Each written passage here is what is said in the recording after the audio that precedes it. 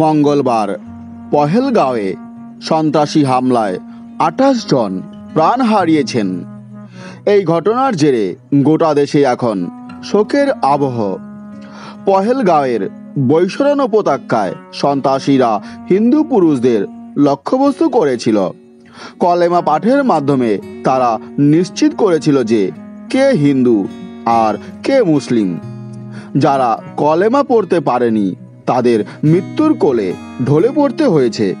জম্মু কাশ্মীরের মাটিতে এই ধরনের ঘটনা এই প্রথম নয়। এর আগেও একাধিকবার ভূস্বর্গে সন্ত্রাসবাদী আক্রমণ হয়েছে। আজ যে স্বর্গ সুন্দর পহেলগাঁওকে সন্ত্রাস ও আতঙ্কের অপর নাম বলে মনে করা হচ্ছে, হিন্দু ধর্মগুলিতে তার একটি বিশেষ স্থান রয়েছে। এখানে মহাদেব, পার্বতী ও শিব পরিবারের বেশ কিছু মন্দির রয়েছে। কাশ্মীর উপত্যকার পহেলগাঁওয়ে লিডার নদীর তীরে অবস্থিত মমলেশ্বর মন্দির এর মধ্যে একটি।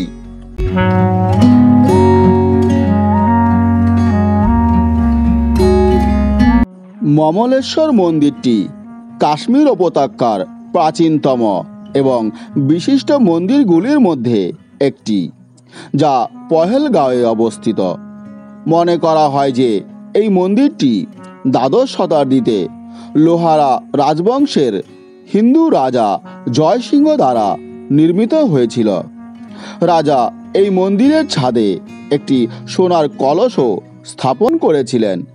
এটিকে পহেলগাঁওয়ের সবচেয়ে আকর্ষণীয় ধর্মীয় স্থানগুলির মধ্যে একটি মনে করা হয়।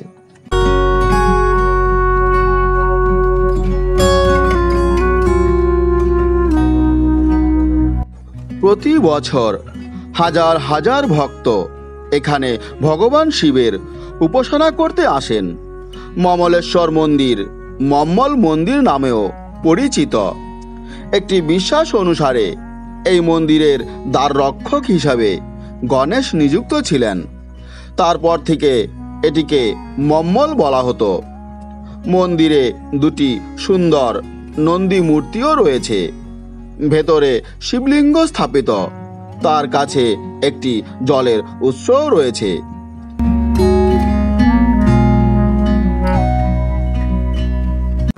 হিন্দু ধর্মগ্রন্থ অনুসারে এটি সেই মন্দির যেখানে দেবী পার্বতী গণেশকে দ্বাররক্ষক হিসেবে নিযুক্ত করেছিলেন এবং তাকে বলেছিলেন যে কেউ যেন ভেতরে প্রবেশ করতে না পারে। ইতিমধ্যে ভগবান শিব এসে ভেতরে যেতে চাইলেন। গণেশ তখন তাকে বাধা দিলেন। এতে মহাদেব ক্রুদ্ধ হয়ে গণেশের মাথা কেটে ফেলেন। পার্বতী যখন বাইরে এসে দেখলেন তার পুত্রের ধর মস্তক থেকে আলাদা, তিনি খুব রেগে গেলেন। পার্বতী শিবকে বললেন যে গণেশ তার এবং শিবের পুত্র।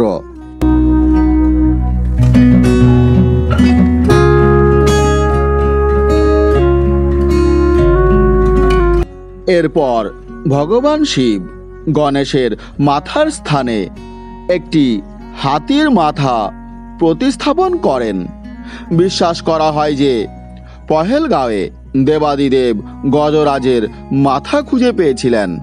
তাই মমলেশ্বর মন্দির হিন্দুদের কাছে ধর্মীয় ও ঐতিহাসিকভাবে অত্যন্ত গুরুত্বপূর্ণ বলে বিবেচিত হয়।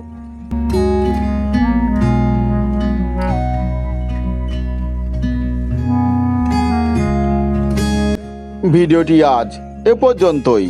ভালো লেগে থাকলে অবশ্যই লাইক, শেয়ার এবং কমেন্ট করবেন।